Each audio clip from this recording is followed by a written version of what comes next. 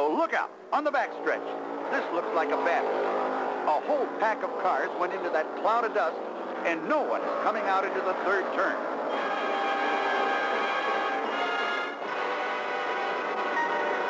When the dust and smoke cleared, this was the first clean shot our cameraman could get. The backstretch looks like a junkyard. It all started when Ramo Stott blew an engine coming into turn 2. Wendell Scott spun out behind him, and both cars screamed onto the infield dirt. Suddenly, there was a solid blanket of smoke and dust.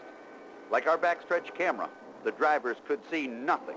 They spun in the oil slick, crashed into the wall, and hurtled into each other. At 195 miles per hour and with no visibility whatsoever, it was a nightmare and the worst accident in NASCAR history.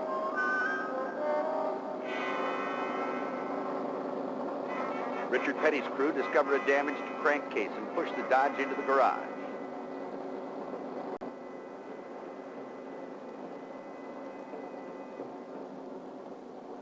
Here's a look at some of the other machinery, completely totaled out.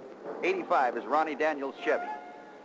48 is the Mercury driven by James Hilton. Bill Ward's Chevy, number 82. 88 is Ron Keselowski. The damage is unbelievable, like Bobby Mossgrover's Ford, number 53. The front end of Bobby Allison's Monte Carlo disintegrated. Buddy Baker's Dodge, dragged behind the wall. And here's Cale Yarborough's Chevy 11, front end, gone.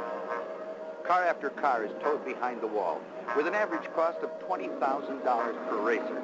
This accident is not only the worst, but perhaps the most expensive in the history of NASCAR. Several drivers received lacerations. Earl Brooks had a fractured hand. Joe Frazan suffered shoulder injuries. Slick Gardner, a knee injury. However, due to the rigid NASCAR safety regulations, particularly those concerning roll cages, every driver got out and walked away under his own power.